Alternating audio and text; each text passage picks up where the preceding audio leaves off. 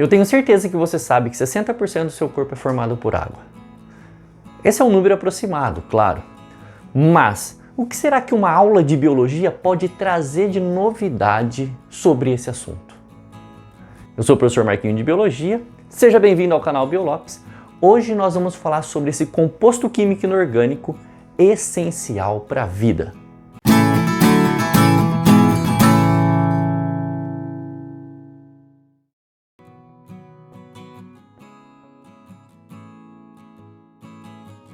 Muitas pessoas acham que estudaram todo o assunto água quando aprendem o ciclo da água em ecologia, lá no 6º, 7º ano.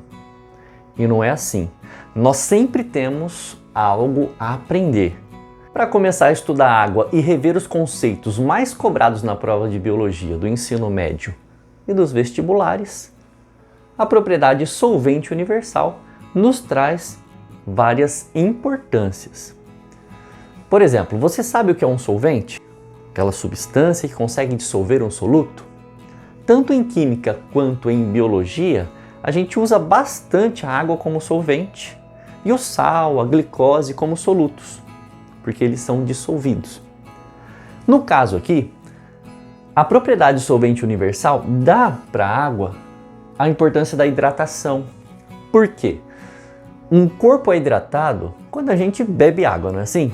Quando a gente bebe água, essa água vai passar de células que têm mais água para células que têm menos água. E essa passagem de um meio hipotônico para um meio hipertônico se dá por osmose. É a passagem do solvente do meio menos concentrado para o meio mais concentrado. Outra importância da água, na digestão, no processo de digestão. Durante a digestão acontece quebra de moléculas a partir da água, ou seja, hidrólise. Hidro, prefixo que lembra água. Lise, sufixo que lembra quebra. Então a água consegue quebrar algumas moléculas. E a absorção. Então pensa, na digestão, o alimento é quebrado e misturado com a água para depois cair na corrente sanguínea. Então antes dele ser absorvido, essa água vai acabar misturando, criando ali uma mistura que vai entrar no sangue. Outra mistura importante, relacionada ao transporte, o sangue. O sangue é uma mistura de nutrientes. No sangue tem as células, hemácias, leucócitos, tem as plaquetas, que são restos celulares, e tem muita água no plasma, com sais minerais, com proteínas, com anticorpos. Então, a água está lá, compondo o sangue, fazendo com que esse tecido seja o único tecido líquido do nosso corpo.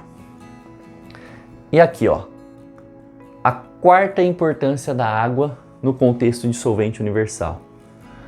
A água permite que as reações enzimáticas aconteçam, porque ela deixa o meio aquoso. As enzimas conseguem realizar os seus trabalhos somente se elas estiverem em meio aquoso. Então, no meio intracelular e no meio extracelular, é necessário ter água para que essas enzimas trabalhem. Principalmente quando a gente fala de enzima, nós estamos falando de meio intracelular. Outra propriedade. Sua quantidade no corpo varia de acordo com a idade, com o tecido e com a espécie. Vamos entender cada um desses. Varia de acordo com a idade, olha lá. O corpo de um adulto tem aproximadamente 60% de água. Se fosse um bebê, esse bebê teria uma porcentagem de aproximadamente 90%. Então você percebeu, conforme a gente vai envelhecendo, a taxa de água do nosso corpo vai reduzindo. É só dar uma olhadinha na pele do vovô, da vovó e perceber como ela é uma pele mais ressecada. Nós vamos envelhecendo, vamos perdendo água. Então voltando aqui, se 60% do corpo de um adulto é água, 40% é formado por essas outras substâncias. Proteínas, carboidratos, lipídios, ácidos nucleicos, DNA, RNA, vitaminas e sais minerais. Olha só, vamos dar um exemplo aqui. Uma pessoa de 80 kg apresenta 48 kg de água. e 32 desses outros componentes. A quantidade de água é muito grande, não é? Em relação aos tecidos, tecidos que apresentam mais metabolismos precisam de mais água, porque acontecem mais reações químicas dentro deles. Vamos comparar tecido muscular com tecido ósseo. No tecido muscular, que é um tecido que fica o tempo todo contraindo e relaxando, é necessário mais água do que o tecido ósseo, que fica, na maior parte das vezes, sustentando o nosso corpo. Então a diferença de tecidos está aí.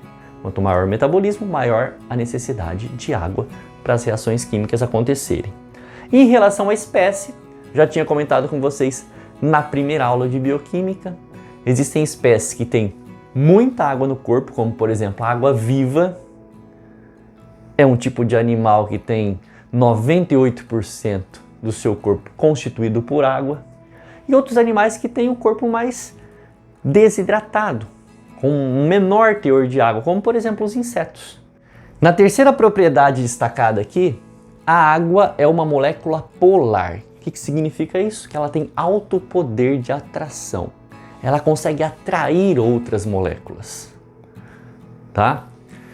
Como que ela consegue atrair essas outras moléculas? Vamos analisar aqui, ó, o oxigênio e o hidrogênio. Lembrando, ó, coloquei lá no comecinho para vocês que a água é formada por 2 átomos de hidrogênio e 1 átomo de oxigênio. Aqui na fórmula molecular da água a gente percebe muito bem isso. Então nessa organização nós temos o polo positivo da água na região dos hidrogênios e o polo negativo na região do oxigênio. Então, como se fosse um ímã, tem a parte positiva e a parte negativa, essa água vai atrair outras moléculas. Outras moléculas que também são polares, tá? Que também tem essas diferenças de cargas. Por que que na região do oxigênio é o polo negativo?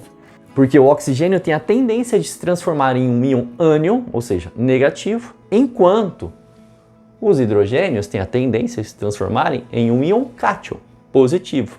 E como nós estamos falando de uma molécula, acontece aqui compartilhamento de elétrons. Então os elétrons aqui dos hidrogênios tendem a ir em direção ao oxigênio.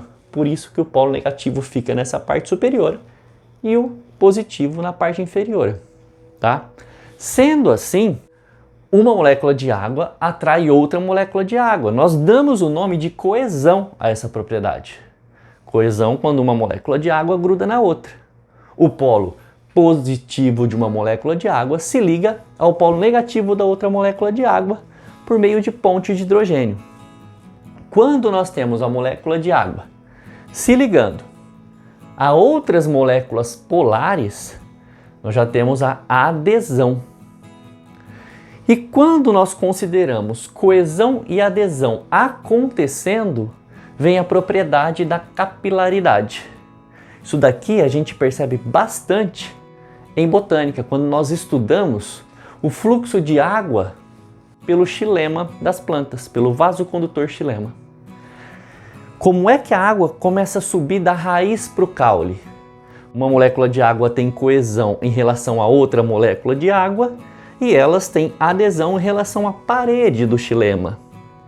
Então, vai acontecendo a propriedade que nós chamamos de capilaridade, as moléculas de água vão subindo.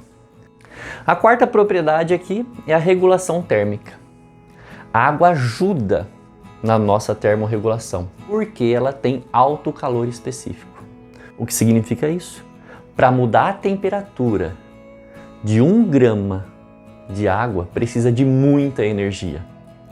Então pensa comigo, quanto mais água tem no corpo, mais difícil alterar a temperatura daquele corpo. Percebeu o porquê dos 60%? É muito importante saber sobre isso.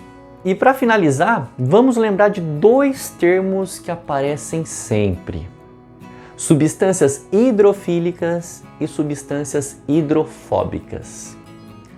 A água tem afinidade a determinadas substâncias. Essas substâncias são chamadas de hidrofílicas, ou seja, polares também. E as substâncias hidrofóbicas não têm afinidade à água. como por exemplo o óleo. A gente não consegue misturar água com óleo, não é? Porque o óleo é hidrofóbico. A água não consegue dissolvê-lo. Nós encontramos bastante esses dois termos quando estudamos membrana plasmática. Beleza? Espero ter te ajudado. Se você gostou da aula, compartilhe com um amigo. Mas antes de deixar o vídeo, confere se é inscrito no canal. Se não for inscrito, se inscreva, deixe um joinha e os comentários se você tiver alguma dúvida ou alguma coisa a me dizer. Vou ficando por aqui. Beijos e abraços. Fui!